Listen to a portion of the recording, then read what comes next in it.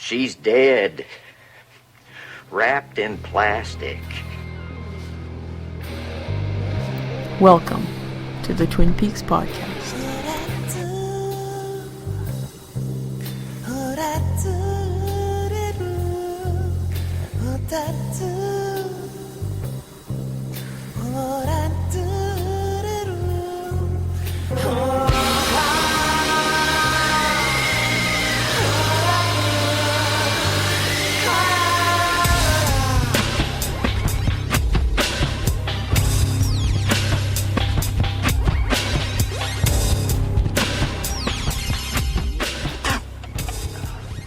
Damn good coffee.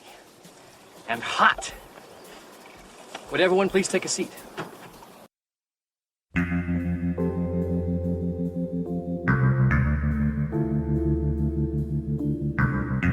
Welcome everybody to episode 9 of the Twin Peaks podcast. I'm Matt. I'm Melanie. I'm Brad. I'm Scott. I'm Caitlin. Before we get on with episode 9, I have a feedback that came in a little bit late for episode 8, so I'll just read that real quick. It's from Tammy, and she's another Twin Peaks newbie watching this for the first time with everyone. Hey everybody, loving the show. Not much to say about this episode that you won't cover, but here are my thoughts. Lots of gross stuff. Jacques' mouth, why do we need the close-up? Blood oath and then licking it. I screeched when I watched it and almost woke up my husband sleeping next to me. Loads of sad stuff. Nadine's hopefully just attempt at suicide. And Leland being so upset that he killed Jacques. I was so upset for him. Lots of crazy awesome cliffhanger stuff. Audrey about to meet up with her dad, and if it wasn't her dad, would Audrey have gone all the way to further the case? I suspect Brad will definitely think that this would make her very, very industrious. And of course, the shooting of Cooper. I gasped out loud. Only happened one other time at the end of episode 6. One other note, Twin Peaks has more cops. Maybe they share in the donut eating? Maybe that's why they weren't ready for Jacques' attack. Too many jellies. I think Blackie killed Laura Palmer. I think Laura was taking too much business away from the brothel and with her ad in Flesh World. I give this one 9 out of 10 hidden Laura tapes. That's from Tammy, another Twin Peaks newbie. Nice. Go ahead with the description of episode 9, Brad. Alright, Season 2, Episode 1, May the Giant Be With You. Investigation into Laura Palmer's death continues. That's it? That is it. Somebody send me better synopses. Go to Wikipedia, just type Twin Peaks episodes. I'm scared. Oh no, that's right, eh? Oh yeah, you get spoilery. Well, how about we send you the synopsis? Send me the synopsis very carefully. Okay. In a sealed, I protected email. I think I read a Wikipedia synopsis the first time and we were all like, oh, that's very detailed, or whatever. Some of them are way too detailed, but yeah. I don't know. Netflix is just ridiculous. We need a balance. It's amazing to me that so much happened to so many people. In this episode? Yes. Okay, I'll bring everyone up to date here. Leo Johnson was shot. Jacques Renault was strangled. Josie and Catherine are missing. Yep. Shelley and Pete got smoke inhalation, and Nadine's in a coma from taking sleeping pills. Yeah. How long was I out? About 16 hours. We haven't seen this much action since the Elk Fire in 1959. This is the second time that we see the full extended opening of the that's right. credits, like it goes extra long. Yes. But this time it fades out into like a dark, black, watery stream, yeah. Yeah, then we start off and we've got the awkward old man that works at the hotel. Yeah, what do you think his deal is? At first, I thought Cooper was just hallucinating. But what do you think now? I think that's just more the wackiness that goes on. Somebody would actually employ that guy? I don't think so. No. He's probably been with them for ages, and they just not gonna let him go because they love him so much. But, I love him too, to be honest with you. Yeah. He's great. Alright, so yeah, this is another episode that was directed by David Lynch, and you can definitely tell. I can't remember where I heard it, but this show was like a phenomenon, and everybody wanted to see what was going to happen next, so everybody tuned in for this season premiere, season 2, and apparently within the first 20 minutes, like a good portion of the audience turned it off. What? Whoa. Because of this extended, like, 20-minute long, just weirdness with Cooper on the floor, in the old. He is on the ground for the first 15 minutes of the episode. Yeah, people just thought that was too much for some people, and they turned it off. Yeah. How can you look away? I don't know. Like I say, when it gets weirder. Some people are squeamish too, though. Well, it They wasn't. might have that, been like, "Oh my god, get some help! it Do wasn't. something!" It wasn't that graphic or anything. Yeah. But some people just don't like weirdness. No. That old guy was definitely weird. Loved it. What was great about it, and that's a couple of times we've seen this now, is you have these things that go on so long that it becomes awkwardly funny, Yeah. and then a little bit longer so that it goes back to being more awkward than it ever was. Yeah. Brilliant. The waiter, the ancient one as I call him, he said something that didn't make a lot of sense. He said, "That milk will cool on you." He said a lot of things like that. Yeah, I mean, that didn't make sense. I mean, it's supposed to warm up on you if you let it sit too long. But I think it was Hot milk. I think it was warm milk actually. Yeah. Yeah. I think Cooper ordered warm milk. Oh, He'd sleep. Yeah, I think. That's probably it. But yeah, he does say stuff like that. Like he says, like, "I've heard about you," and it's like, what is that supposed to mean? Yeah. I really liked him. He was quite the character. He reminded me a little bit of my grandpa. But my grandpa's not quite as senile and crazy as him. I've heard about you. I loved how he just kept coming back into the room again and again. Yeah. Does your grandpa tell you that? I've heard about you. No. Yeah, he came back in 3 times. what was with that? I don't know. He's got to be senile or something. Something's up with him. But you know how important the number 3 is usually in rule of threes. the rule of threes. Yes. Yeah, And the giant appears afterwards and tells him 3 things. that's true. Mm. What do you think of Cooper? Like how Cooper's acting in this whole scene? Like how he's taking it, like signing the gratuity and stuff. I don't think he has much energy to resist. It's one of those things where it's like, I wonder if Cooper knows, because he's had a lot of blood loss, so he's probably not completely all there. He is definitely somewhere other than the hotel. Yeah. At least that's the feeling that I get because of the light and the sound and the presence of the giant. He's definitely somewhere in between, I think. Well, the giant says the question is, where have you gone? Whoa. I started a long time ago counting thumbs up in the episodes, and we only had 2 in the first season. But in this episode, up to this scene, we get number 3, 4, 5, 6, and 7, just with that old guy and Cooper. Wow. And there's more after that in the episode, I think.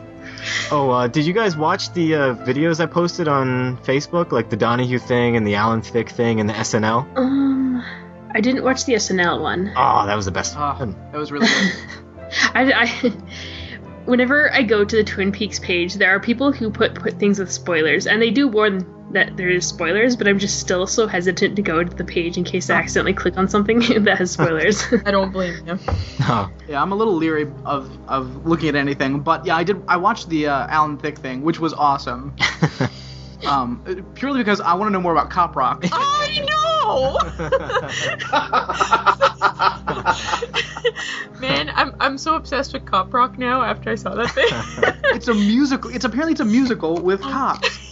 I was looking it up on Wikipedia, and apparently it's number 8 on the top 50 worst TV shows ever. Oh, Exactly. But yeah, the SNL skit was hilarious, Caitlin. I gotta send that to you. They get Cooper's character down, parody him so And well. it's not spoilery if you don't Yeah. read the comments and you don't click on any other links. Yeah, Okay. just full screen the video, so you don't see the stuff on the side. Back to the episode. let's talk I about this was giant. amazed that Cooper was able to even sit up after getting a gunshot wound to the stomach. Yeah, and then he walks around the rest of the day too. Yeah. It was that tick that took the full force of the impact. That's pretty funny. Oh yeah, let's go gonna back though. We're gonna discuss discuss the the giant. Yeah. Yeah. Lurch. It's Lurch from the '90s Addams Family movie. Oh, it is? Yeah. That's cool. He Yeah. was also an assistant to a character in Star Trek: The Next Generation. I think I saw him on that Earl show. My Name is Earl. Yeah. So he tells him 3 things. I've got him. Okay, do you want to read them? I can do it from memory. First, I will tell you is there's a man in a smiling bag. The second thing I will tell you is the owls are not what they seem. And that one gave me the creeps. The third thing I will tell you is without chemicals, he points. That last one there, I was just like, that one is so random. I'm like, how are they going to make sense of that one? But yeah, that one doesn't come up in this episode, I'm pretty sure. It's just the first one. I immediately do not trust this giant. Why am I not surprised? Well, here's the thing. He's like, I'm gonna show you 3 things so that you'll believe me. And why does this guy need to earn Cooper's trust? Cooper believes everything. Yeah. He's very If you show up in a dream, Cooper will believe you no matter what. That's true. The giant, he's pretty, I don't know. Are you guys... He steals Cooper's ring. Oh yeah, he robbed him. How could you trust him after that? Yeah. You should check his wallet too. Yeah. Are you suspicious of the giant, Caitlin? No, I'm very trusting of the giant. I'm behind him 100%. Okay. He just seems so genial and helpful. He says a fourth thing. Leo is locked inside a hungry horse. And then he says, you will require medical attention. Duh. That's the one obvious thing he says. Yeah. He also said there's a clue inside of Leo's house. Right. Yes, he does say that, yep. All right. Anything else before we go to the scene that Caitlin was so eager to see? Which one? She wanted this episode to open with One-Eyed Ben and Audrey. Oh, yeah, and it's sort of, well... What'd you think of this scene, Caitlin? I thought it was excellent. Both of those two. Man. It's just so creepy but so awesome of a scene. I like the way just like Audrey handles everything. Amazing tension. Oh, yeah, I could feel the tension, yeah. No, I like the way she fends him off. With little girly slaps? No, the mask and stuff. She kind of hides herself with the mask, okay, and she's good. Like, she just kind of, Yeah. last minute. And she sort of changes her voice a little to, I think, disguise it. Just, yeah, that mask thing was genius. Just that they had them on the wall and her wearing them. Visually, it was just so entertaining as well. But Ben's a big sleaze bag, huh? Yes. Just freaked me out. It was a great scene, but so disturbing. And so in the end, she gets saved by Jerry rolls up, and it says they have a snag. What is the snag? I'm guessing the snag is that them finding out that Leo didn't die. He was only in a coma. It probably had to do with the night shenanigans. Okay, yeah, and then we go back to Cooper, and he gets saved, and then we go to the hospital, and yeah, he was chasing a wood tick. I don't know. I'd be more worried about Lyme disease now. That's a serious concern. But I'd be more worried about the damage the bullet had done to my intestines or something. Yeah. But I mean, once he was in the clear from the bullet, and he's like, "Oh, I should check out, see if I have Lyme disease." I think I'm one of the only one among you who's ever actually had a gun pointed at him. It's no fun. Yeah, not me. How'd that happen? Was there a story there? Yes, there's a story there. I was a security guard at a shopping mall up in Austin at the time, and I put a warning citation on some guy's black Cadillac, and the guy tracked me down and said, "You take this off or I'll blow your head off." Ooh. Fortunately, it came off in one peel. Oh my. Otherwise, this conversation would not be taking place. Wow. I decided the next day, this is not for me, and I quit. Yeah, I don't blame you. Mm-hmm. We completely skipped over the... Does anybody have any stuff about Coop talking to the Diane tape at all? That's really quite funny how he's like, oh, and hopefully I turned on the voice activation button by accident. By accident, yeah. And what's that? He did? That was kind of funny. It was a good coincidence for him. But his description of being shot was very specific. 3 bowling balls from 9 feet above being dropped on you. Has someone done this to him before? Haven't we all been in that situation? Who was dropping bowling balls on Cooper?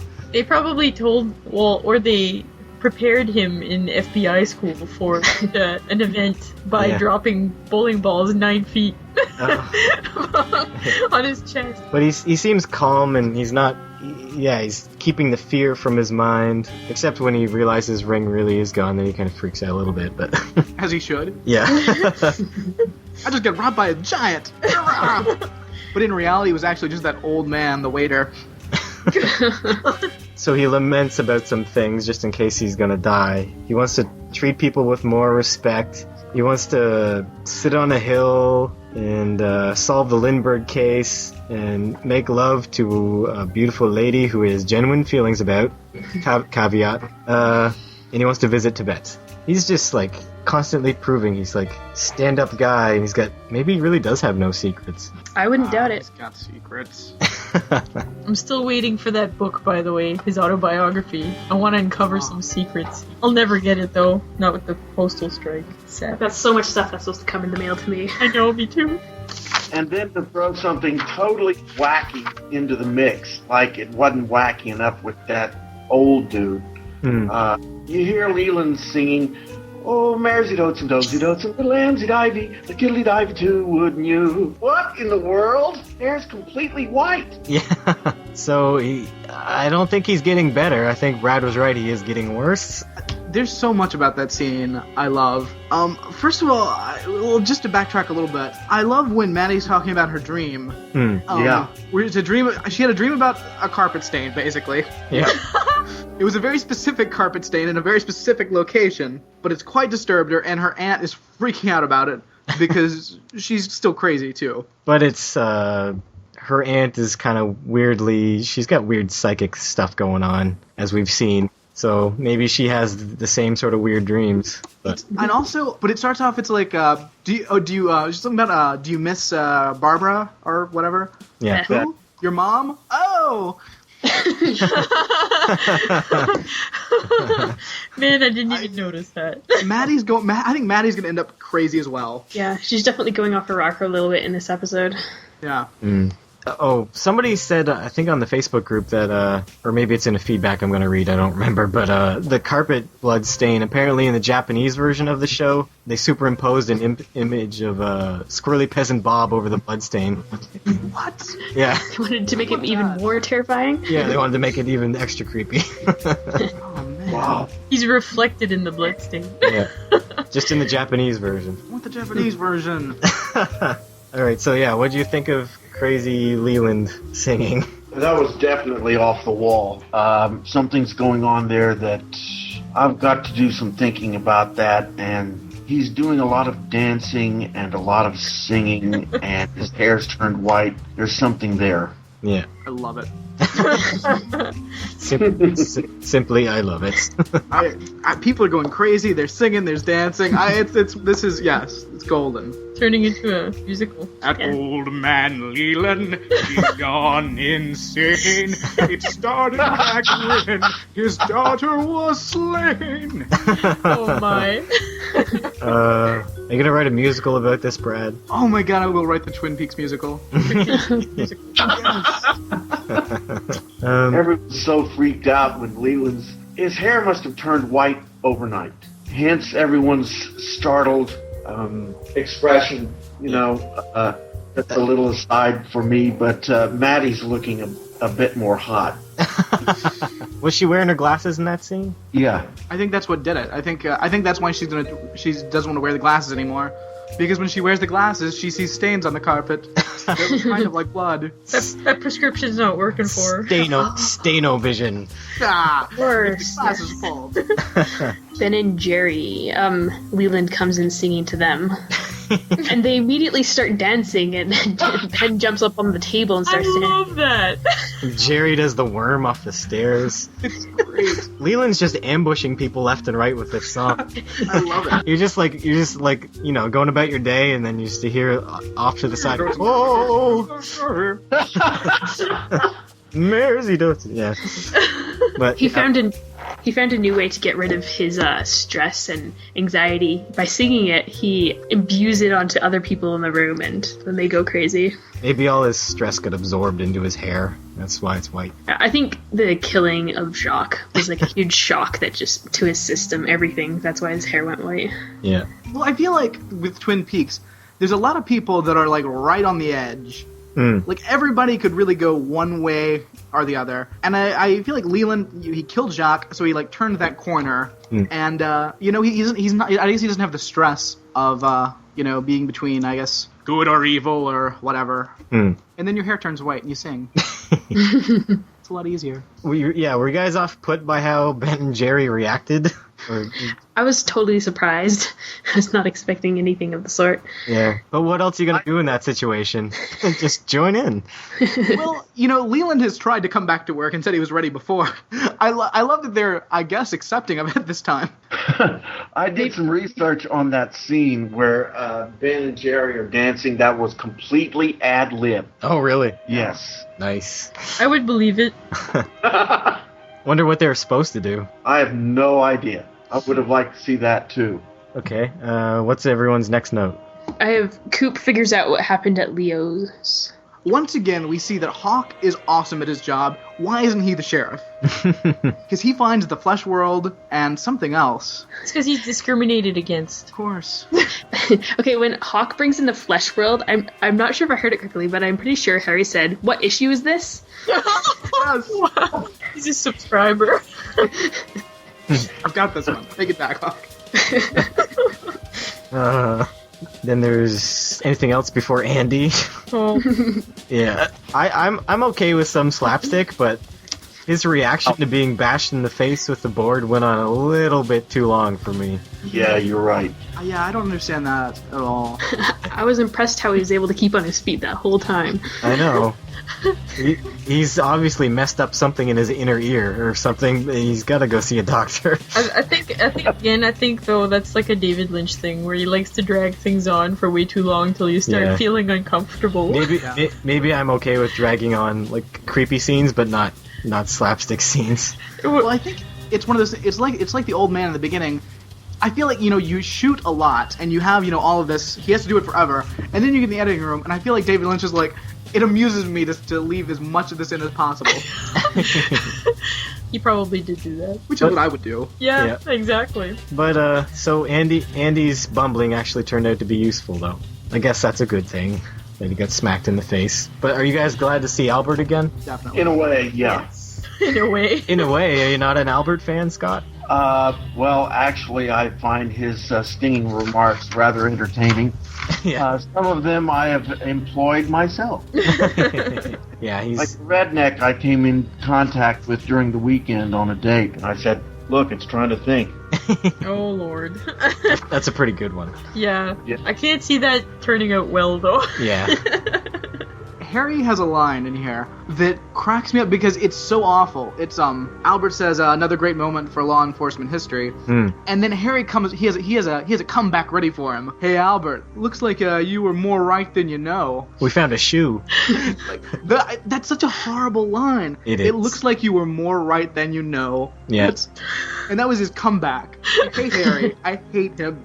Yeah. We get thumbs up number 8 at that point as well. Yes. And Harry and Cooper, they don't even go to help him. They just stare at him, like, "You all right?" and thumbs up. Yeah, they just stare at him while his brain is bleeding out of his nose. At this point, they know there's nothing you can do for him. Harry's probably seen this just too many times. Yeah. The way the scene in the Double R opens up with that pie eater saying, "Hot damn, that pie is good." Yeah. It just cracked me up. I had a mouthful of Pepsi Cola when he said that, all over the computer screen. Oh, nice. I think he just had sex with that pie. Oh, Definitely. That line and what continues to happen in the Double R there leads me to believe that Hank may have done something to the pie. You mean how Donna is acting? Yeah, Donna and Maddie a little bit, and Major Riggs. There's something in the pie. The pie is not what it seems. Yeah, so I'm really confused by Donna's change in character here, but I'm I not. think it's perfect. you think it's perfect? I was reading the 35 Years of David Lynch blog again, and he put forth that some people think Laura's glasses have like a psychic, I don't know, connection with Laura, and it's having an effect on them, and it's making them more like her. And then he also mentioned a counterpoint to that can't really be that, because she pulls out these cigarettes, after she puts on the glasses on, Yeah. But she hadn't touched the glasses before then, so she had to buy the cigarettes before that. So I don't know. Some people think there's a thing going on with the glasses. Some people don't. No, I think it's just like, like what actors do when they put on a wig and then you feel more like your character. Well, that's what she did. She puts on the sunglasses and she feels more like Laura. But why did she want these sunglasses? Because she wants to get some of the essence so she can, because she knows that James loves Laura. So she's trying to get that essence so that she can get him back. She wants him all to herself. I don't see how she ever lost him, but... Well, did you see the way he looked at Patty? Well, he was just, he was just like, wow, she looks like Laura. There was no Yeah, proof. sure. Whatever, Matt. There Whatever. was no proof that he was like, I want her. Keep living in your bubblegum and rainbow world there, mister. I think, she's definitely turning into Laura for some reason, which is brilliant because when we left her last season, it's kind of sad how useless her character has become. Because in the pilot, it was very focused on Donna. Yeah. And it seemed like she was very much going to be like the main character of the show. And it's just devolved to... in the end there, I hated her more than James. Oh, really? Well, I think that she's just, resolved more now to solve Laura's case and doubling her efforts, and to do so, she's stepping into Laura's shoes and thinking more like her. Yep, that's another theory. Probably a more correct one. When they're talking about the whole Jacoby thing, and Donna says, we don't know if he would have been attacked if we hadn't done this. Really? Clearly this is completely your fault. Yeah. And then she's like, look, we just gotta keep quiet about this. Why do they keep doing that? These kids gotta go to the cops. Look into the Meals on Wheels, the note. Who sent that? Any theories? I don't even know if I know when I've seen the series. Yeah. I don't know who sent that, really. Could be anybody. I would like to guess Norma or Shelley, someone in close proximity with it. I really kind of wanted to be Audrey. Yeah. Because, she tried to get Donna to help her, do her investigations, and Donna was a bitch. So maybe if you send her an anonymous note, she'll actually do something. Yes. Yeah. And not get someone killed. And she is an expert at sending anonymous notes. Exactly. As we get into Albert, okay, something came up here. It kind of blows my mind. And I went through this episode, and I had to stop and catch a few frames. This show takes place in 1989. Because they say that the girl that was murdered a year ago was on February 9th, 88. And then later on we see, what's the girl in the coma?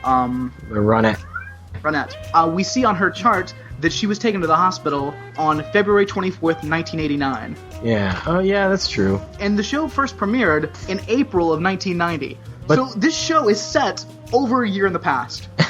But they did film the show in 89. The pilot, anyways. Right, but they must have known it was coming out later. I just think it's interesting that they said it then. Yeah, that's true. It's bizarre. I was kind of hoping that maybe we'd have a jump in time at some point and jump a year or something. Oh, yeah. Near the end, but maybe not. Head, you mean? Yeah, yes. Maybe it'll happen. We'll see. I never noticed dates. Yeah, I didn't. I didn't really notice it either. attention to that too much. But Brad, you did watch it 4 times, I think so. At least. At least. So yeah, Albert he's damn good. He determines the type of person who shot Coop. He's right-handed, 5'6", from 3 feet away. He's got all this stuff just from looking at it. I don't know why they don't just let him do his job all the time.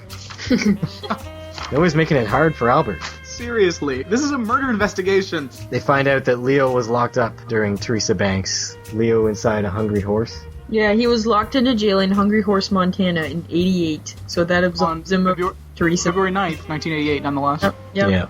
So yeah, Leo's out as his suspect, apparently. But at the same time, we know that there's a lot of schemes going on. We got Hank that was that killed Josie's husband, but at the same time set himself up that he had manslaughter charge. So there's a lot of people playing schemes with time. Yeah. And alibis, which I'll get to later, as I have another wild theory. Can't wait. Yeah, usually I like all Albert's comments, but this time I don't know why I felt a little bit bad for Andy. Maybe he was just doing a good job of making the sad face, but Andy gets picked on a lot in this episode. He does. Yeah, we have the one-armed man again. He walks into the police department. Lucy looks a little taken aback when he walks in. Yeah. Anyways, I think he's up to some shenanigans. This is the only time we see him in the episode. We don't see him again. I want to know what he's doing there. Selling shoes. And turning around and smiling creepily. There's scary music. There's scary music. Yeah, they really played up with the mood music in this episode. That smile was like pinned up to his ears. Yeah. James has his little talk with Harry. Can I just say my note is the note I have in every note from every episode. James equals the worst. I don't even know what it's in reference to. He just makes you feel terrible every time you see him, in every possible way. What do you think of James, Scott? To me, he's just kind of eye candy for the girls who decide to watch the show. I can't think of any other reason that he's there. I think you pinned it on the head, yeah. I find his look fits in very well with the show, because he's got a 50s look about him. Yeah, that's true. Yeah. He looks like he's from Twin Peaks. Yeah. Where's Mike? I miss him. Yeah. He will be back, but... Spoilers, man! Well, it's not a spoiler. I assumed he would be back just because we keep mentioning him every once in a while. Yeah. I bet Mike and Bobby did it. Mike? Where those Mike? Yeah. He took a sabbatical. He's actually going to school, unlike all these other kids. He's actually a responsible fellow. I have written James has a theory. It's not Leo or Jacques. Mystery Man. Laura said a poem. Those are my notes. A scary poem. A scary poem. Please, someone connect the dots. Okay, there's a guy with a red Corvette that's gonna kill Laura. But I don't think it's Leo, because one time she told me a scary poem. And it's something I could never forget, though I haven't mentioned it until now, though it very much presses on my mind. And he did say that she said a lot of nutty stuff. Yeah. Exactly! Which makes the stuff that she did say, maybe it negates it when you say that she's kind of nutty in the first place.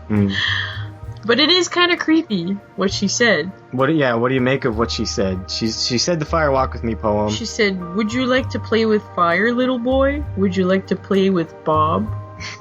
Yay! Obviously Brad liked that. Then they give the necklace to Coop.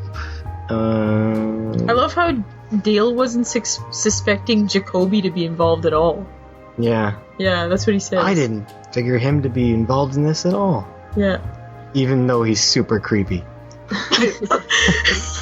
Yeah, I thought he was suspecting him ever since that hula girl necktie incident. Yeah. Well, the big problem is there's been nothing in any of Cooper's dreams that pointed a finger at Jacoby, so he's not going to listen. It's very much like that Saturday Night Live sketch. I've not seen that yet. You should watch it. It's good. I have to send it to both of you guys. It's hilarious. I want to quote it so bad. But if you haven't seen I have not seen Saturday Night Live since John Belushi left the show. Yeah. I think it was pretty good in the early 90s too, but I think that Jacoby, despite his involvement with the necklace and stuff, is still just peripheral. He might know something that he accidentally saw, but other than that, he has no real involvement. Okay. Donna goes to see James. Who whistled? Yeah, that's what I was. That's exactly what I was wondering. I bet on the set it was actually David Lynch. But... Because this is a sheriff's station. Which of these police officers is whistling at an underage girl? I think it's just it's supposed to be part of the soundtrack. I don't think anyone's actually whistling, but could be wrong. There could be a bunch of pervos hiding behind something. They just Hawk. It's Hawk. Yeah. All right. So what do you think is her deal now? Why is she? Yeah. Somebody else talk about Donna. She frustrates me this episode. So I wrote, she's there to see James. Why the sudden change of personality? And I'm thinking, is she jealous of the power of the Palmers? Palmer power, activate. Okay. But yeah, so she's acting like she's from like a film noir, and like she's sucking on James's fingers, and I would like to note though that James doesn't seem to really like it. No. I feel like that as maybe as Donna becomes more Laura Palmer like, Madeline will become more of the Donna character. What would that entail? Being useless? Being useless and kind of mousy and awkward. And eventually stealing James away, because that's a big prize to win. And then Donna will die, awkwardly. Oh, we have okay. Cooper takes Andy and Lucy into the conference room to sort through the flesh worlds, and he says, "Behave yourself." This is the most disturbing form of matchmaking I have ever seen. Do you think it'll work out for them? You throw two people in a room, lock them in there with a bunch of porno. You know, nature takes its course. It's not just porno, it's sex-citing Leo porno. Oh, God. I don't think he's focusing on the flesh world. I think it's the teamwork. Oh, okay. Right. I like the return of Albert and his constantly annoying local law enforcement there. Like saying things like, where do they keep his water dish? Yeah, he's just great all around. I bet a lot of our quotes are going to be from him.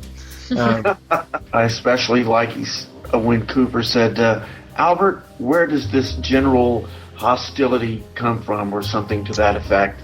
And what he said next has also become a catchphrase of mine. I'll get back to you on that. He has to do some soul searching. So then we go to the evil hospital food. I love that little musical. Do you guys all feel that way about hospital food too? I do. You know, actually, I was in the hospital recently, and the food was really nice. Was it really that bad, Brad?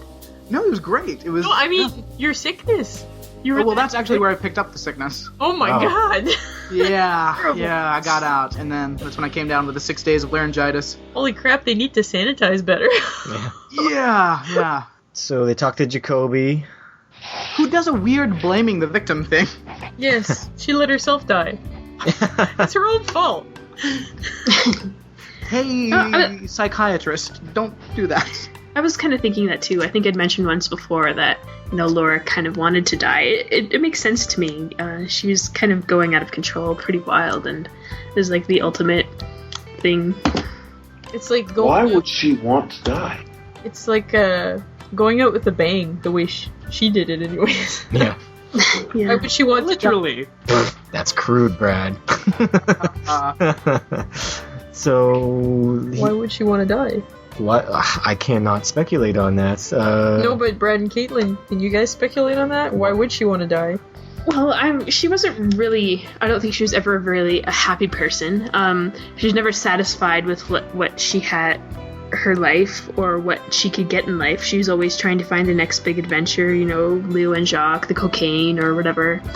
And I think that she was just never really at peace, like Jacoby said, and this was just the next way to find peace.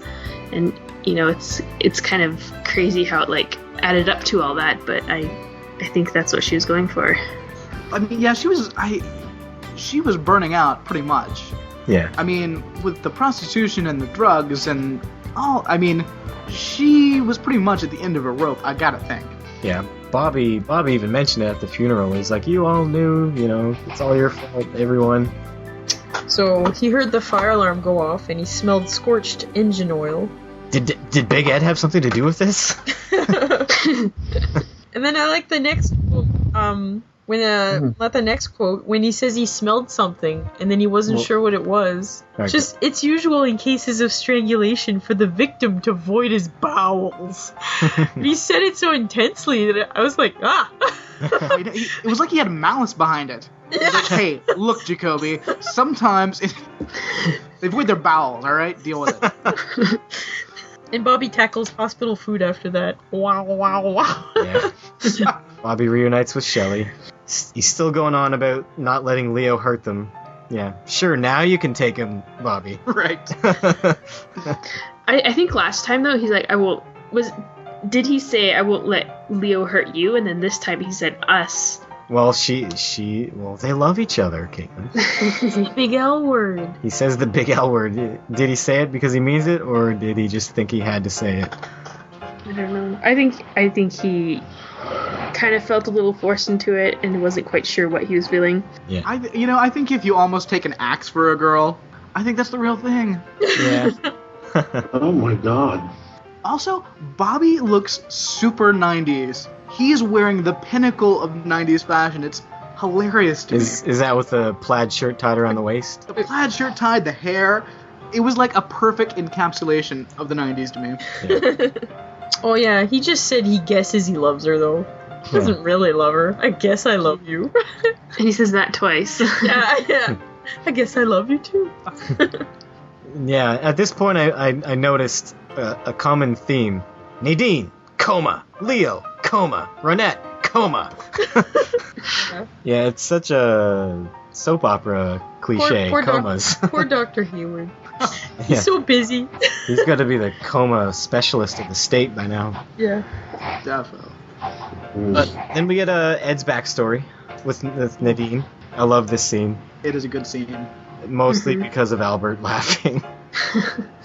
Oh, it's horrible, but I can't. Oh god, that was just hysterical. Yeah. But I think that's absolutely brilliant. Because if he hadn't been laughing in the background, you would not. I don't think you would feel as much sympathy for Ed. Yeah. Because it really hits home that this is a ridiculously melodramatic, cliche story. Having this guy laughing at it just makes you feel that much more sympathetic. Yeah, I'd have to agree with Brad there. I didn't think of it that way, but yeah, it's a really quite like a very exaggeratedly sad story. And I enjoyed hearing their backstory of between Nadine and Norma and Ed and Hank, and it kind of makes sense now. And I'm kind of satisfied, that Norma and Ed aren't together. You're okay if he stays with Nadine? Yes. Even though it kind of is a pity marriage. It's so much guilt. Yeah. I wonder what kind of shenanigans Norma was pulling with Hank for her to have left Ed just randomly. But she didn't really leave him for Hank, I don't think. I'm not sure. It's kind of a confusing story. Yeah. What if Hank kidnapped her? Yeah. You know what? I would believe it. That would work for me. And then she got, that thing that kidnappees get. They fall in love with their kidnappers. I forget what that's called. Stockholm Syndrome. Yeah. It's funny and it's sick and it's sad, really. Yeah. From my eyes, I guess Ed married out of pity, no question about it. Yeah. His heart is definitely with Norma. Yeah. As was mine when she went by the name of Julie Barnes in something called Mod Squad. I've never seen that. That was before your time, Jack. Yeah. But, we'll just have to wait and see where else this goes. I'm pretty sure that it's possible that in the end, who knows, it could go either direction. Yeah. Yep. Then the smiling bag appears. Pareidolia. Sure, the meaning of that word. What is Again, that? we have just humans see faces in everything, Oh yeah. and we have these clues that show up, and Cooper's looking for them. Yeah. So it's like He's looking for a smiling bag. it's the Shroud of Turin. Yeah. It annoys me because he should know better. Yeah. But this time it has a purpose, because if he finds these three things, then Then he can trust the giant that stole his ring exactly. that he already trusts, It's not so far-fetched, Brad. because that giant is trying to pull one over on him. Yeah. I want the giant to show up again and be like, "All right, Cooper, now you trust me. Here's what you have to do: kill Harry." Oh Lord. I trust you, giant. Bam. Surprise! The giant's the devil. No one who speaks in riddles can be evil. So Except for the Riddler. yeah. True. Shelly's going pie crazy. Yeah. Oh, yes.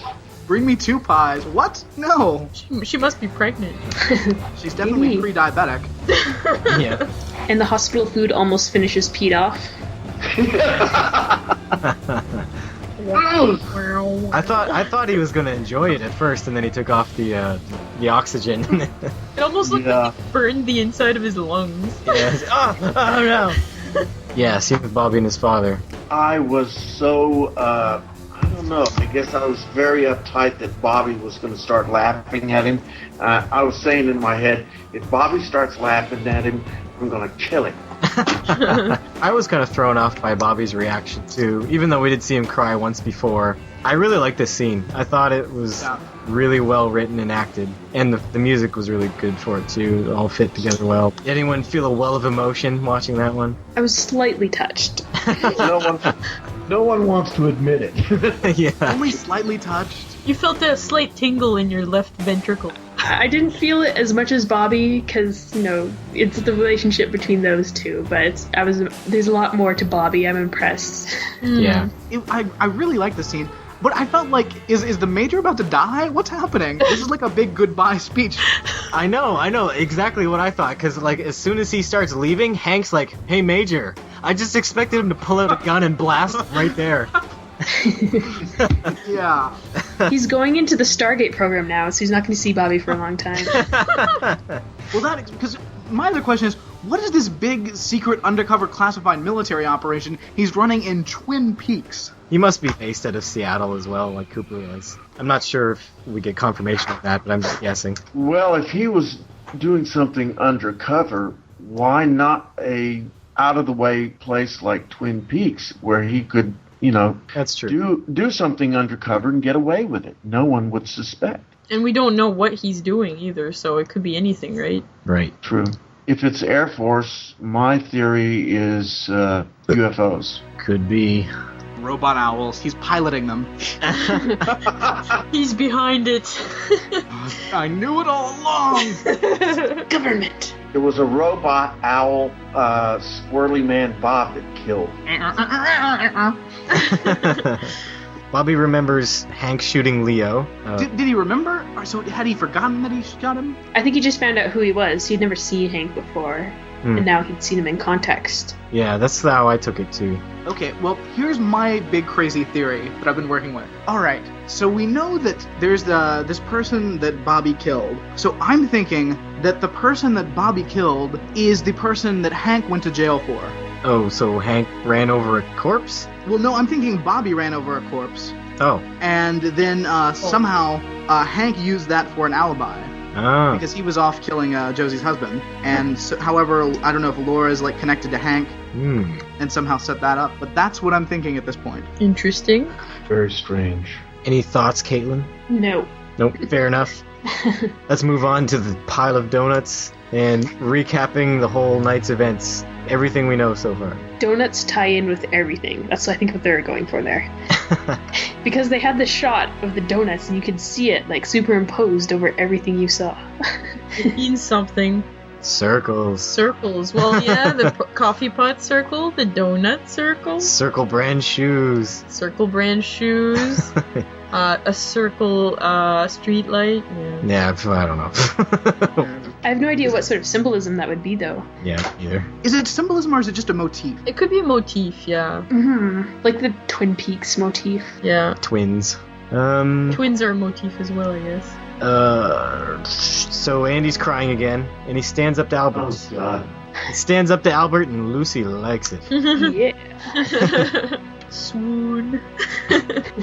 I didn't really like his standing up to Albert, though. He worded it poorly. He's like, "I don't like that you're smarter than me." And I also like how he called him Roserfelt. Yeah. Albert Roserfelt. I like Andy at this point, but they just gotta stop making him that dumb. Oh, yeah. Just pull it back a little bit. Yeah, he annoys me a lot of the time. Sometimes I like him, but He just almost feels like a caricature of who he should really be, maybe, but I don't know. Yeah, it's and I got a feeling that maybe they're letting him ad lib a little bit over the top with it. Well, apparently that actor isn't really an actor. What'd you say, Mel? What'd you find out about him? He used to be David Lynch's driver or something. He drove him around, and then David Lynch just decided to hire him. Out of the law enforcement personnel that you see there, which one do you think represents the everyman? They're probably going for Harry, I would imagine. Yeah, sadly. If the everyman is like the most pathetic wet noodle in the world. I would have to agree with it being Harry, because Cooper obviously has something else going on between his ears. Yeah, he's eccentric. Mm-hmm. Yeah, he's eccentric. Nobody's as dumb as Andy, and Hawk gets the job done. Nobody understands the plight of the Native American. yeah, so he's not the everyman either. He has to work extra hard because of his background. Exactly. Silently and without praise. Terrible. Thankless job. So Cooper goes over who are witnesses on the night of Laura's death, and he takes a tally of the status of everyone, and I like how he includes Waldo on the death list. Yeah. You make sure to say Waldo the bird. Yeah. Not just Waldo. And this leaves only the third man. Yeah, it makes you wonder, was Waldo a suspect? He pecked her to death. Yeah. Josie is in Seattle, obviously, to avoid all the shenanigans that are going on. I don't think so. No, what do you think she's there for? I think Catherine kidnapped Josie. Oh? Huh. So they're both missing, and Catherine has them holed up somewhere? Well, because I'm sure she got out of the mill.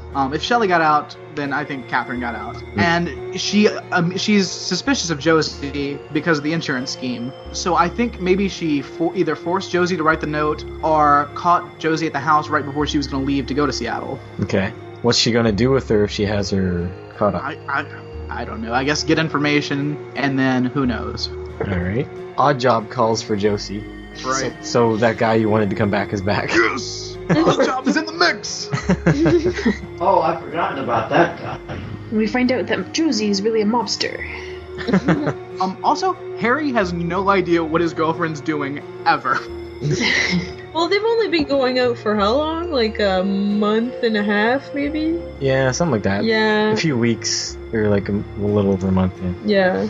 I like how burnt Pete looks. Oh yeah, Pete looks totally singed. Yeah. Oh, He's like, looks terrible. poor bastard. I know.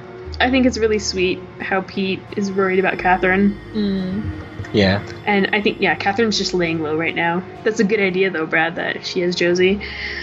So now we see Ben and Jerry, and Ben just happens to notice that Audrey hasn't seen her for a while, but he doesn't really care. Are any of you curious as to what kind of recipe they're talking about? Yes. You put that head in the blancmange. Blancmange pudding, whatever the hell that is. It sounds really strange, though. I just really want to know what they were talking about. What kind of a head? Well, there was. Could it be one of those deer heads? Oh, maybe. Maybe they're just gonna take one of them off the wall and boil it up. Yeah. But then they walk into Hank alone in a room, warming his nuts by the fire. I love this so much. What? Which part? We walk into the room. Yeah. I'm sorry, I'm stepping all over you. Sorry. No, it's okay. Are you gonna talk about the same thing I just mentioned? Warming his balls? Yeah. I wasn't really gonna delve into the ball warming so much. Well, he was just in this pose where his crotch was pointed right at the fire, and he just had this one foot up like Captain Morgan. And Nice. Anyways, go on with your Sorry. Your point that's probably much better than mine. I think it's a good place for the editing to come in. Yep. No, don't edit any of that. It's awesome.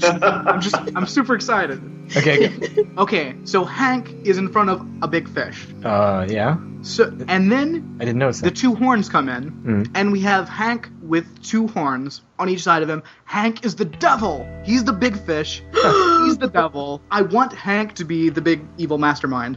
Ah. Interesting. I love it. Yes. I love it. Because here's my problem I've had with the villainous characters on this show. Like Ben and Jerry, neither one of them are quite dark enough because they're kind of wacky and they're very much into their vices. Where I think Hank is more manipulative and evil, and I like the idea of him being the big fish. And he has his two horns to do his bidding that he can manipulate. I love this. It's great. You see a little friction here between Jerry and Hank. Like Jerry had that friction again earlier with Blackie. Yeah.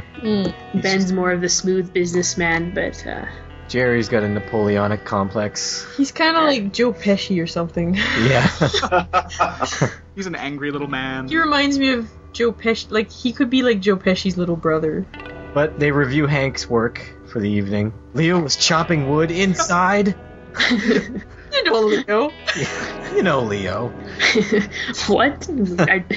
Yeah. You know, That was Leo, weird. sometimes he has sex with Jacques and a prostitute, and sometimes he chops wood inside. That's what he does. Don't judge him. You have sex with your daughter. Who cares?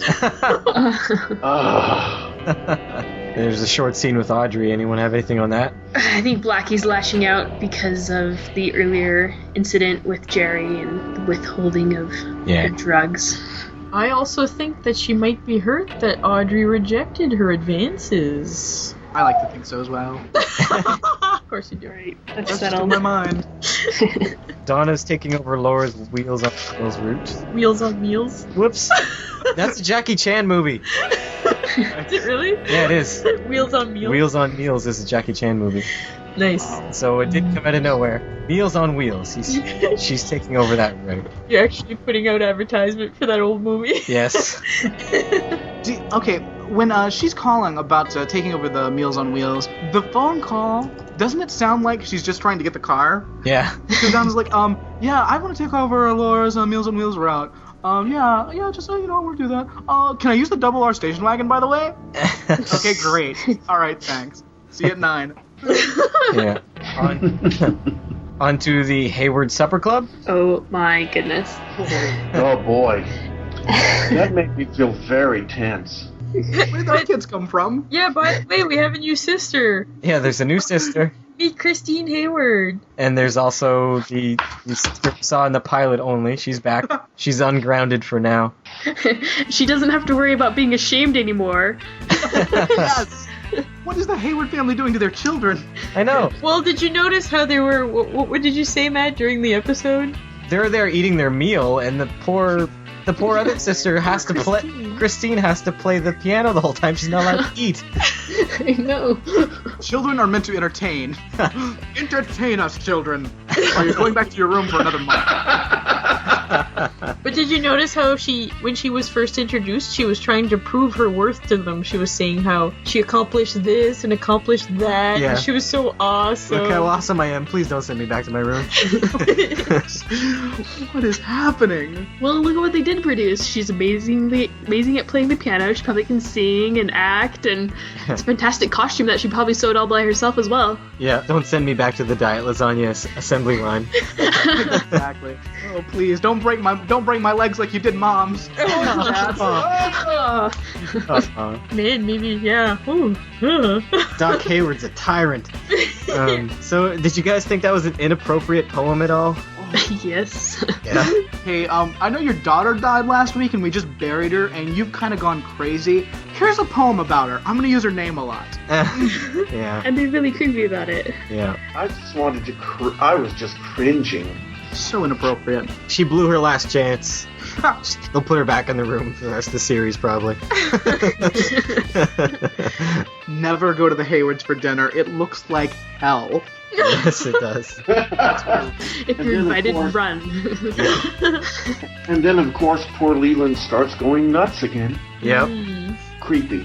Yeah. But you get that sense of normalcy at first. Everything seems to be very normal. Yeah, it seems okay. He seems okay. They're talking about the mill and how all those jobs are lost. 150 to be precise. Psychologically, I would think that in regard to Leland, he's just split right down the middle somehow. Yeah, he's like bipolar now. Yeah. Yeah. Well, and the weird thing is, like, when he collapses, Dr. Hayward's like, it's nothing. I don't think it's anything serious. Yeah. Okay, let's review. His hair turned white overnight, and he's having manic episodes and just collapsed in your living room. I think his license needs to be revoked. That's not his specialty. He's a coma expert. Exactly. Oh yeah, that's right.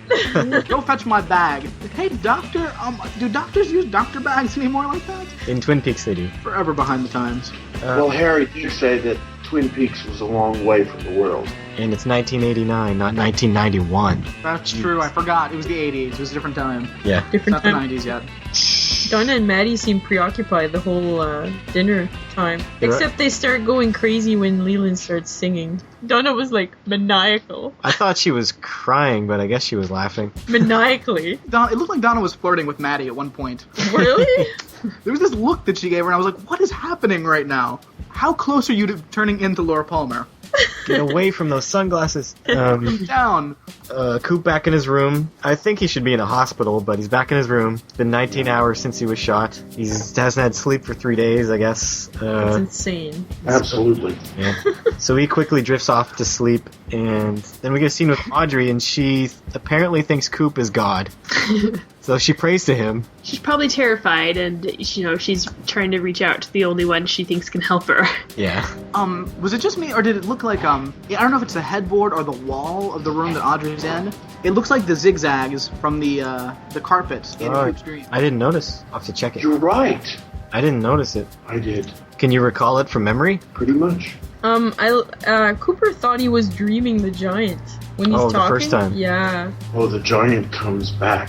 But he thought he was dreaming, because he recollects it, and he's like, I must have been dreaming. Well, does it really matter if he believes he was dreaming? He's gonna believe the giant, whether it was in his dream or whether it was actually in the room. Yeah.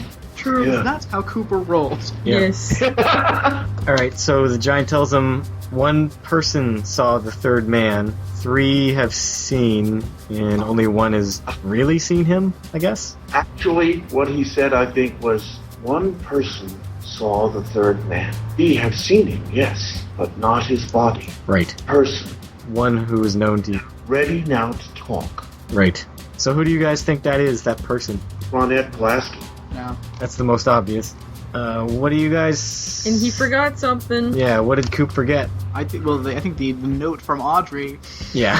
How did he forget that? I think he picked it up, put it on the table, went to answer the door, got shot, dropped it, or it just flew off or whatever, and obviously he forgot.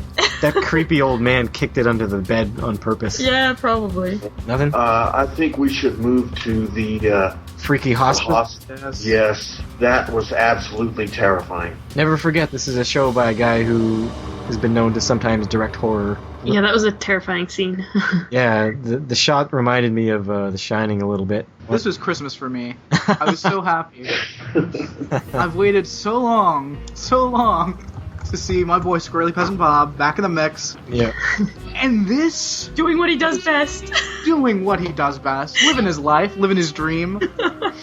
My heart broke into song. Oh, God. And my life was better. It's absolutely disturbing. It's great, though. Yeah. To say the least. I don't know, you guys see stuff like that on TV nowadays? It was pretty disturbing imagery. Definitely ahead of its time. Yeah, there's not many shows that would show something like that now. Like, maybe the only show I can think of that would be as terrifying is Criminal Minds sometimes. Yeah, I find that kind of scary. I have a hard time watching that. It's just so graphic. I find it amazing that the network even let a scene like that on network television in prime time. Yeah, I agree. Yeah. But I also noticed something about the end of the scene. The strobe light, there was a lot of symbolism there. You noticed the strobe light was very fast at first, and then it was just slowing down until it finally stopped. Yeah. My theory on that was that it was it symbolized Laura's heartbeat. Yeah, that could be it, yeah. I didn't think of that. Another thing that I caught at the very end, was Bob's face just before that hellish nightmare scream. If you can pause it just long enough to look at his face, you can see grief. I think, that was one thing I noticed. In the scream, it was kind of a mournful scream, too. So, Brad, Caitlin, what did we just see, this whole scene? What's your take on it? I did notice, because of course I've watched the end of this, a million times now. There's, a point where Laura looks feral. Yeah. I don't even know if it's her, I don't know if she's just trying to escape it, or what's going on, but she looks absolutely terrifying. Yeah, she's not screaming out of fear, she's, screaming at you. Right. Or maybe she's screaming and kind of... Does anyone pick up some kind of look of triumph? Yeah, I could see that. I'm going to do this just because it fits right now. Is it gonna be loud? Don't scream at us. I'm not. I'm Okay. not. Okay. Yeah, I think this will.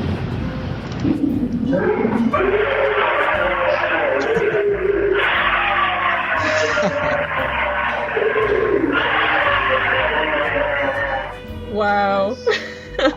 Yeah, it's pretty awesome. I love freaky screams. Yeah, well, that was about as freaky as you could get. I don't think I'm gonna sleep tonight. Exactly, I didn't sleep at all. Okay, like I actually have the scene up right now, and I've got it paused, and it looks, I'm seeing something, and it looks like his hand is on a bag. Am I seeing a death bag right now? Is this it? Maybe what is this? He caught her with his death bag. Am I seeing is it a death bag? I want to know. What is it? I don't know. Oh yeah, that's the reference that I was thinking of way back when we mentioned the death bag, and I wasn't sure if death bag came in, and then I think Mel, you were thinking of this when you said, yeah, it does, the smiling bag, the body bag. It might be a stretch, but that's the only thing I can think of for when he says, "I'll catch you with my death bag." It just keeps coming up though. Yeah. Oh, or one other thing on this. The way he's like pounding, it looks very much like the way Jacoby was attacked. Yes, it does. Yeah. Again, trying to go straight for the spine or the heart or something instead of the knockout. Trying to punch your heart. Just keeps trying to pound through people's torsos. He also had lipstick smeared on his face. I didn't notice that. Well, I guess that would be from kissing her if he kissed her. Mm-hmm. I just like to take a look at Ronette before as she started having her like recall or whatever. Her arms were going up almost as if that was like supernatural. She wasn't doing it herself. That wasn't really natural the way her arms went up. Yeah, which was interesting. No. It was like a zombie. Kind of zombie-like, yeah. Yeah, and then she started flailing around, and when she was done, it looks to me almost as if she died, or maybe she's just collapsing, but I think she might have passed away or something after that. Oh, yeah? It's possible, but if she's the one, quote, ready now to talk, that wouldn't make much sense. Maybe it's not her. True. The one that's ready to talk is the new Hayward girl. Yeah. She's finally let out of her room. We're finally gonna let her talk. Aha. Another I saw the suspect. killing happen. I saw it all. I was practicing piano. I wrote a song about it. Goes like this. I'd like to play it for the Palmers right now. Dear Palmer family, I watched your daughter get murdered. Here's a vivid description. Sorry it took so long to write the song. It's just the icing on the cake when in the credits you just show Christine playing the piano. Yeah. It's one of the rare instances where we get a different ending sequence. Is that the end of our notes? Do we want to rate the episode? Do we do this on a scale of 1 to 10, right? Yes, except Okay. I'm gonna go 11 out of 10. Cheater! Cheater! I was planning to do the same thing. Both cheaters. I would have to give this 10 nightmarish Bob screams out of 10. The best. I'm gonna. Because of the way it was written, the way the editing was put together, and especially the scenes that were so frightening were so well done. And I'll give it 11 out of 10 mares eating oats. Every episode that's directed by David Lynch is just, seems to be cut and dry above the rest. And if I remembered how good this one was, I would have rated the previous one 9 out of 10 probably. But I forgot this one was so much better. Yeah, I'd have to turn this one up to 11 out of 10 as well. 11 out of 10 memorable Bob poems that you forgot. Oh, James. So good. Okay, well, I guess if you guys are going outside of the system, I'm gonna have to do it too, because it was worthy of that. I'm gonna go 11 and a half Agent Rosenflowers out of 10. Oh, man, I love your note. That's awesome. Everyone just turned up the crazy this episode. We saw like a new kind of crazy for some of them, and it was really awesome. Well, I'm gonna go above and beyond everybody, and I'm gonna 10 plus 1 plus infinity Hayward kids out of 10. You're right. There probably are like a million more Hayward kids that we don't know about.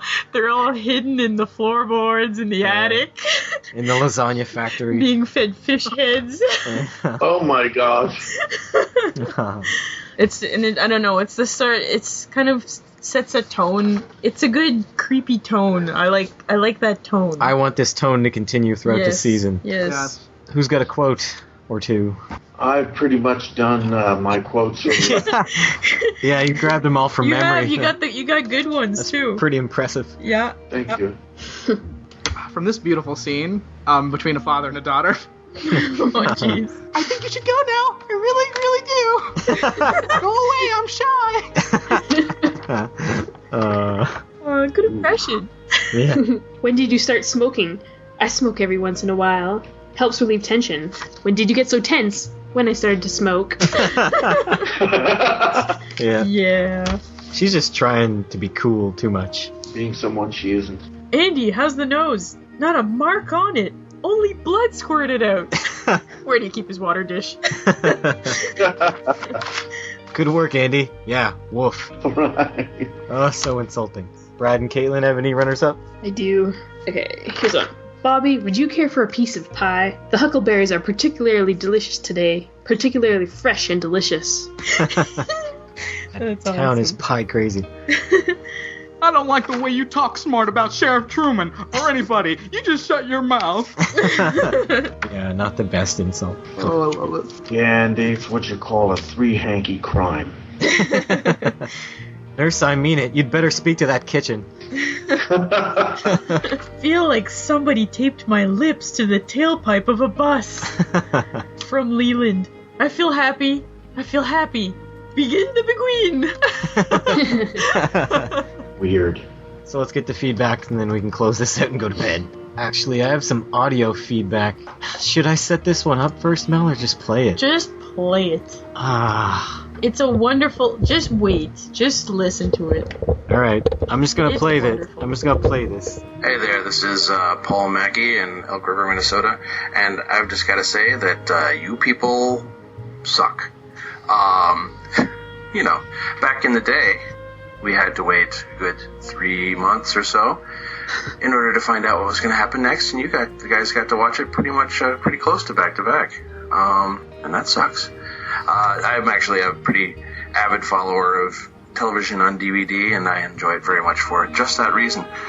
But, like I said, back in the day, I had to watch, there was the reruns all summer long. That helped, watch the whole series over again during the summer. And then when I was working at the Minnesota State Fair, the ABC booth was down the street, and they kept running on a loop their fall program loop, which started out with the Michael J. Anderson Let's Rock, and heavily promoted Twin Peaks while I was working selling rosettes and chilled beverages down the street.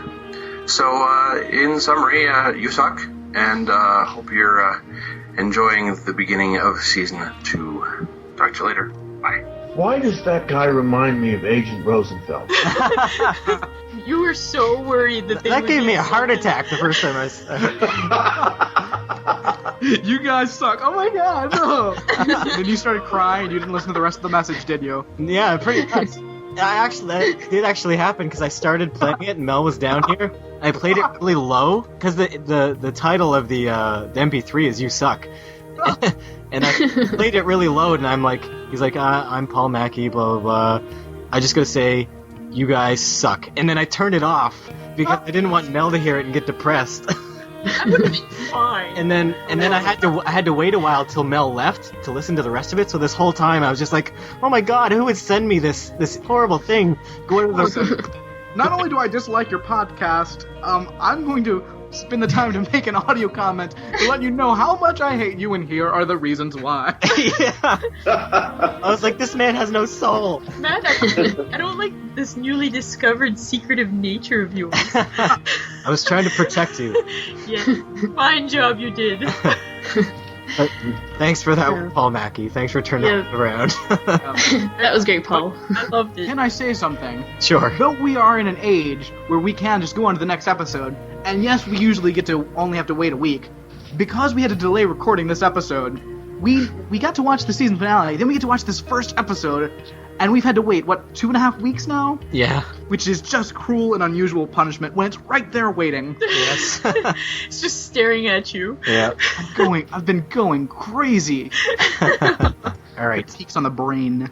Real quick, I want to thank Megan Lucas, Joe Bianco, Swimming Bird 941, and Eco and Yorda for their iTunes reviews. We like iTunes reviews. It gets the podcast seen. It puts us up on the rankings. So if anyone could help us out and give us a 5-star iTunes review, that'd be great. Or no stars. Or if you don't have anything good to say, don't say anything at all. Or, yeah. I like that better. Or send us a voice clip that says we suck. And Matt will cry. Yes. All right. Alright, and we have an email here. It says, "Hello all. I think rewatching this episode has actually shocked me at just how far things move forward in one episode. Some really key developments happened in this and set the tone for the rest of the series. It is definitely a 10 out of 10. This episode has also ruled out a few suspects. Now the attention has been drawn to the third man. I don't know if I'm just getting old, but the talk between Bobby and his dad as he shares his vision seems oddly moving to me now. It's good to see the Bopper showing some emotion, although we know via Jacoby that he is capable of this at less opportune moments. Leland managed to ruin yet another event, the extremely creepy Hayward Supper Club. Come on, Leland, get happy." Some good quotes. Truman, jelly donuts. Cooper, Harry, that goes without saying. And Audrey says, "Who's the refrigerator?" Yeah, I like that one. Can I also just point out that there was 27 donuts laid out on the desk. Yes, I paused and counted. I'm sorry this isn't particularly hard-hitting or insightful feedback, but I feel some of these things must be drawn to your attention. Thanks for the podcast. It keeps up my spirits in Scotland as we experience what feels like the third year of consecutive non-stop rain. Stuart Everson. Feel your pain, Stuart. Yeah. It's raining here on the first day of summer. Jealous. Oh. You're jealous of rain? I hate sunlight. I forgot you're a night dweller. I can't do it. Thanks for that, Stuart. And let's finish off like we usually do with an email from Claire Laffar. You want to read that one? Woohoo! Sure, here we go. Hi, everyone. Okay, let me first just say I love this episode. I love it like Cooper loves coffee. I love it like Nadine loves drapes. Love. Why do I love it so much, you ask? For me, this is one of the first episodes to really strike a balance between a lot of the elements of the show that I love. The episode has humor, missing from the last episode, intrigue, quirkiness, pathos, melancholy, and towards the end of the episode, some of the purest horror shown yet in the series. You can really feel David Lynch's fingerprints all over this one, and it really feels like everything comes together here, as well as the overall plot stepping up a notch, if that makes any sense. And it does. The opening scene with Cooper and the waiter is delightfully bizarre. After the frenetic pace of the last episode, this one slows everything down and takes its time letting things develop. Well, some of the scenes this slower pace allows aren't particularly necessary, such as Bobby and Major Briggs' conversation in the Double R, and Nadine's backstory. They really help flesh out the characters and relationships, and I would miss them if they weren't there. Speaking of the beginning scene with the waiter, the image of an old man moving painfully and awkwardly slow is obviously something that David Lynch likes to use, as there are echoes of it not only in later Twin Peaks, but also in his film Wild at Heart. Let me just take a moment to say Albert is back. Every line he says and expression he gives is gold, and the scene where he's laughing and smirking during Ed's little nostalgia trip is particularly hilarious. We also get the return of a few characters that have previously been mentioned. Bob, the mysterious Asian gentleman, and not only one, but two of Donald's sisters. Seriously, do the Haywards just hide them in the attic the rest of the time? And then wheel them out for social occasions? Yes, that's exactly what happens. Girl reads her minds. No. She's the lost host of the podcast. I know. She is going to guest host. Awesome. The scene with the blood creeping across the floor was creepy, huh? Brad will be disappointed to hear that the Japanese version actually features Squirrely Peasant Bob's face appearing in the carpet. That's where I heard that. Personally, I think that the blood works far better. You're wrong. Bob is always better. I also like Sarah's reaction to hearing that Maddie had a dream. Do you guys think that psychic dreams and visions are something that run in the family? Maddie does seem to be slowly morphing into Laura. Oh, we mentioned that too. Or no, we said that for Donna, didn't we? Yeah, I think Donna's morphing into Laura, and Maddie's morphing into Donna. I kind of think there's the two sides of Laura, and each one sort of is what one character gets. Nice. Lots of thumbs up in this episode. So many, in fact, that I lost count. I didn't. What was that final count? 8. We're up to 8. Nice. I mentioned for the whole series. Yeah. I mentioned last that Lucy wears a red, amber, and green necklace sometimes. Well, now I'm seeing traffic lights everywhere because I noticed that Pete wore a red, amber, and green shirt in this episode. Odd. One of my favorite moments in this episode is the pie fan in Double R Diner who randomly yells, "Hot damn, that pie's good." By the way, in my notes, I referred to him as the pie yokel. Brad, there was a lack of enthusiasm when you said that. I'm sorry. That's okay. I won't make you say it again, though. I will. Hot damn, that pie's good. There you go. Thank you. I'm the pie yokel, and I love pies and having relations with them. God. That's the full. That was twisted. And yes, I have been known to replicate that myself on the odd pie-eating occasion. Saying "hot damn, the pie is good," not fornicating. Specify. We assume. I like to be very clear when I'm reading an email. The other is Leland, Ben, and Jerry's spontaneous boogie in Ben's office. Though I always expect Ben to break into a chorus of the Jet song. Nice. Overall, I give this episode 10. Yes, 10 crazy desk dances out of 10. Alright. Sorry about the length again, but there's so much in this episode to discuss. Enjoy and keep up the great work. Claire. Thank you, Claire. Awesome. We always enjoy Claire's emails. Absolutely. So I guess that's the end, right? Yeah, I guess so. I go sleep now? Well, is there anything else that anybody would like to mention? Would you like to plug anything, Scott? Thanks for coming on, by the way. Yeah. It's been my pleasure, guys. Thanks for the invite. And thanks for making those 2 backwards talking creepy intros way back. Yeah, those were cool. Yes. I really enjoyed doing that myself. Yeah. That's good. Don't be afraid to send in another. Okay.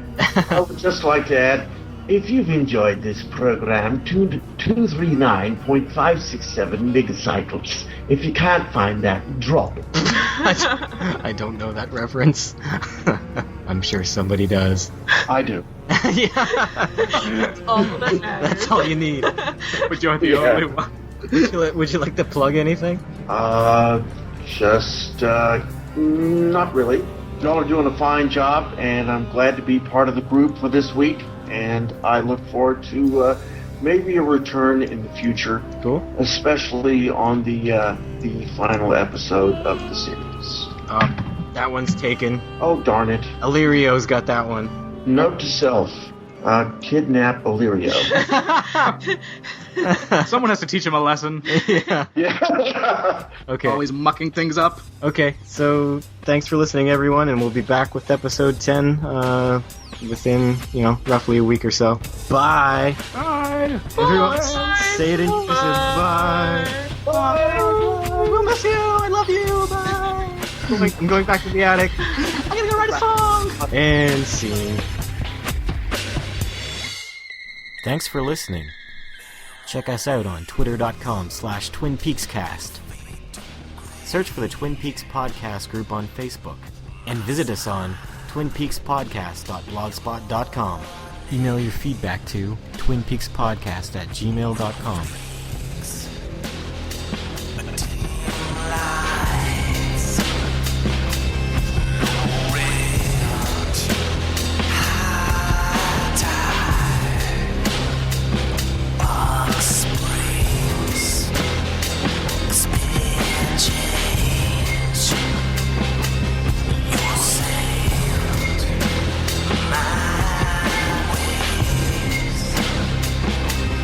Your breath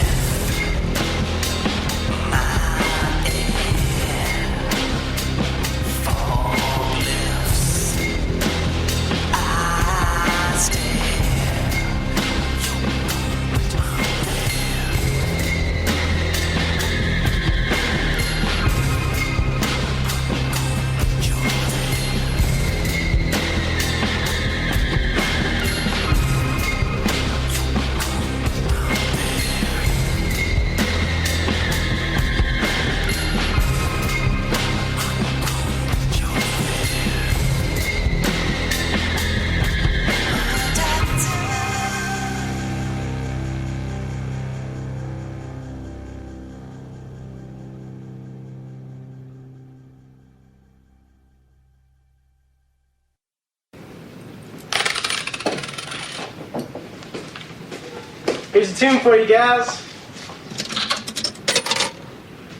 Okay. Don't do anything I wouldn't do.